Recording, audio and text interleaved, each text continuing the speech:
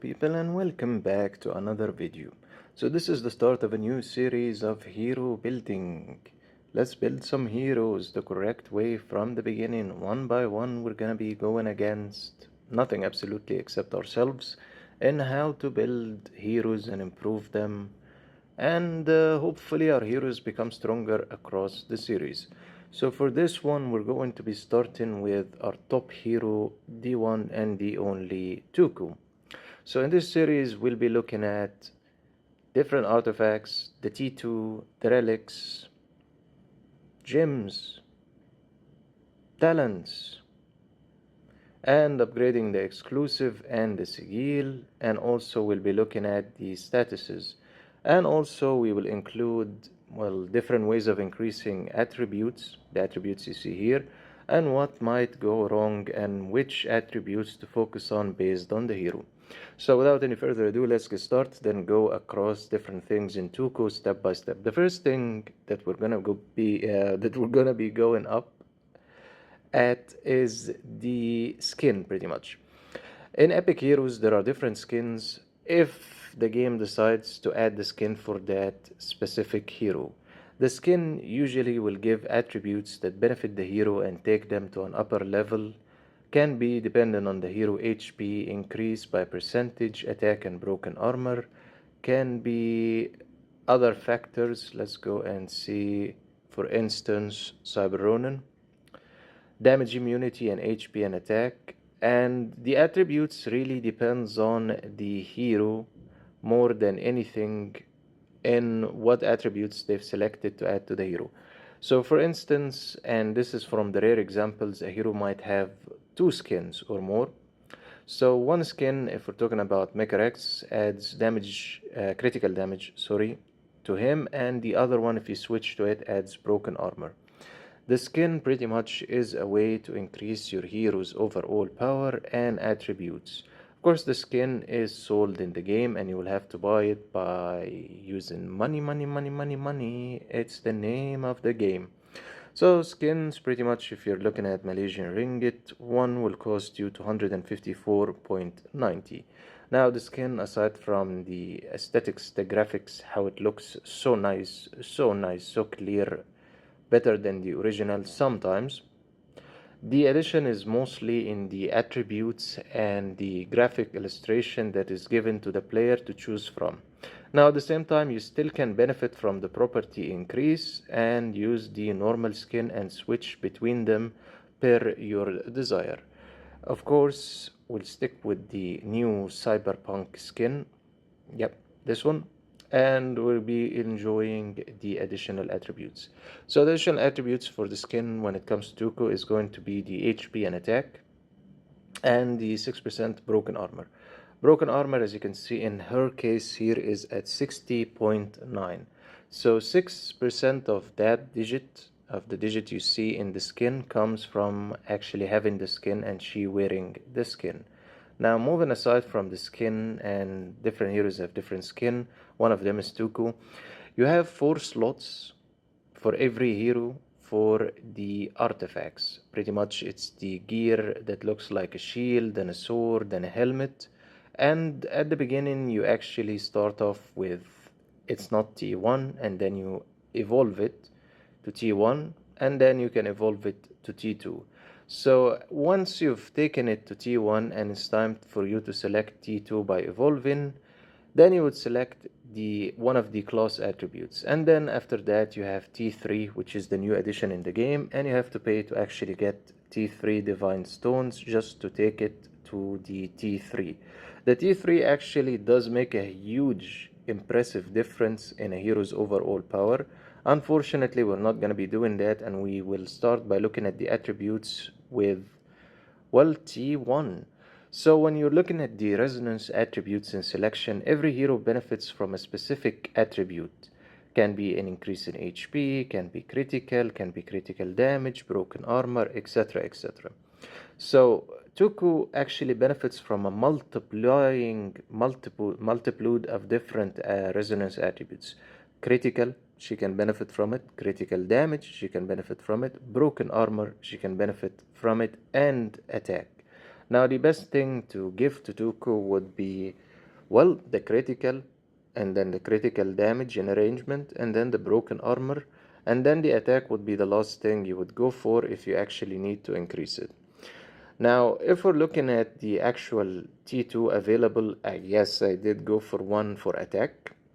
And then the next one is skill damage. Yes, we all make mistakes. And then the third one is broken armor. And then the next one is critical. Now, when we're looking at this plus 12 skill damage, there's a difference that I'm not sure every player has that, but I can actually switch it, and I switch it between heroes. So, for instance, if we look at the God Slayer, he has broken armor here. So what I do is very simply select this and replace. So this specific move depends on the battle, and if I want to increase the skill damage or I want to actually increase something different, so I just switch it between heroes. So that's one thing. If you screw up, instead of throwing it in the trash, you can just switch it between heroes when you need. So that's one thing. As we said, the attributes, the best attributes or the correct selection would be critical, and then critical damage and broken armor. You can also see it in the hero's biography portrait of the statuses. You see the statuses holds the top 3 or top 4 attributes that the hero benefits from of you increasing it. It also shows you the artifacts that the hero can benefit from being used in selection. It also shows you kinda an idea for the talents you can use, and also advice for the sigil. Also a lineup that's useless, and let's just ignore that lineup.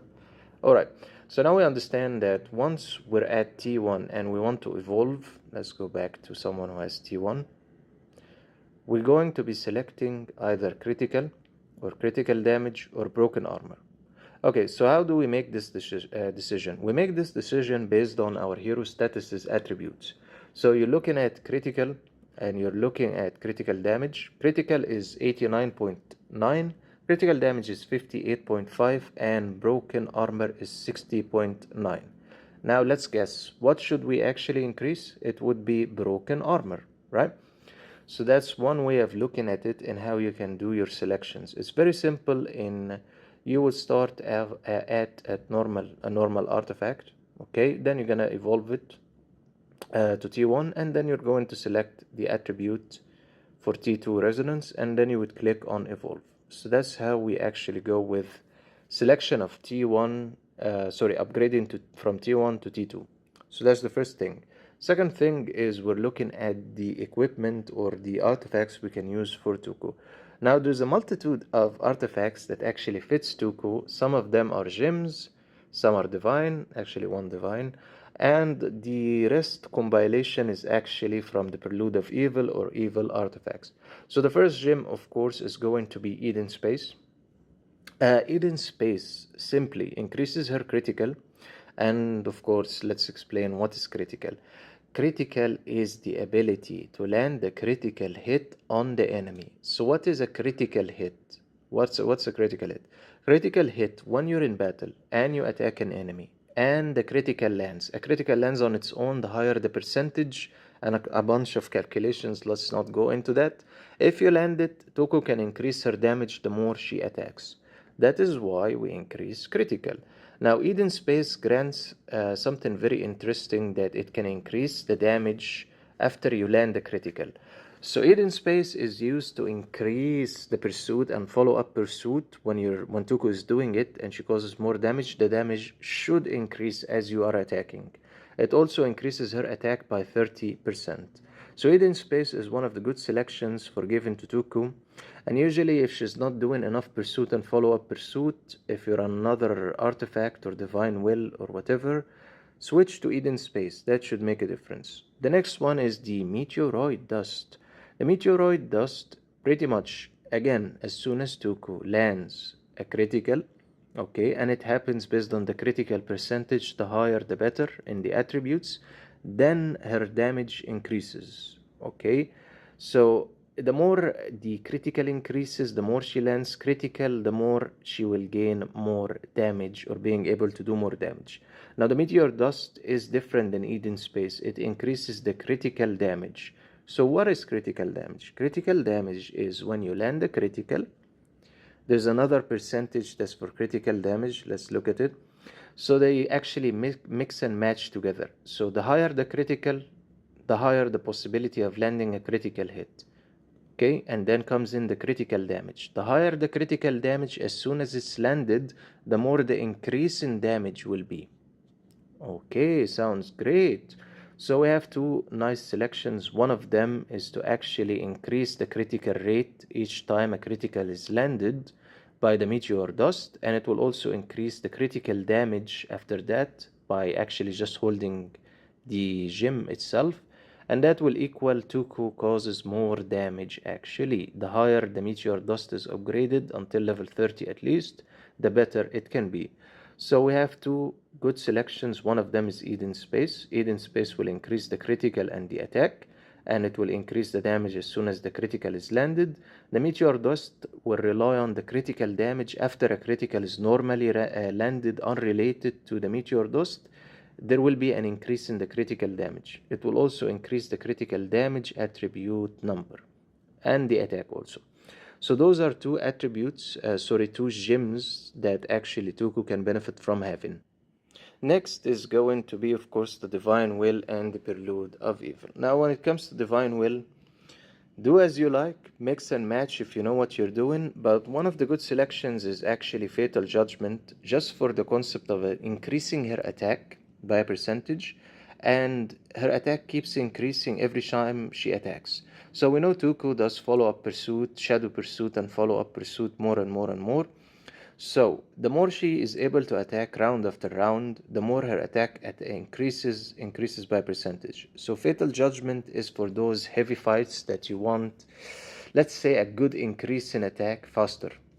Now we're gonna be skipping the rest of the Divine Will artifacts because we're looking at what matches the best, and then the Prelude of Evil. So for the Prelude of Evil, you have so many different artifacts that can match, about 4 or something. One of them is the Hunter's Seth. Now the Hunter's Seth is an all-in-one when it comes to Tuku. If I had to say, the Hunter's Seth and the Tyrant's Hammer are considered, and the Pit Spear, the three are considered one of the 3 best selections that you can give to Tuku. Because this one, it mixes the attack and an increase in critical and an increase in critical damage. It also directly gives you that when you land the critical, there's an increase in the damage automatically, in the damage and the critical damage all in one. Now, the Hunter's Seth is actually very good to be collected because when it comes to battle against bosses, when it comes to whatever attribute, whatever game mode in the game, it really makes a difference in increasing Tuku's damage by a large amount of millions, actually. So easily by just having and equipping the Hunter's Seth. So we're looking at, again, and recapping, Eden Space as a good selection, the Meteor Dust as a good selection. If you're really stuck and you need some fast attack, it's not going to increase the pursuit and follow-up pursuit like you normally want, but it will give more output of damage, Fatal Judgment. And then we're looking at the Dark Artifacts. One of them is the Hunter's Seth, the all-in-one, critical, damage, and critical. And then you have the Tyrant's Hammer, which is going to be critical damage in HP. Fantastic also. And one of the good ones is the Pet Spear, which increases the critical and broken armor.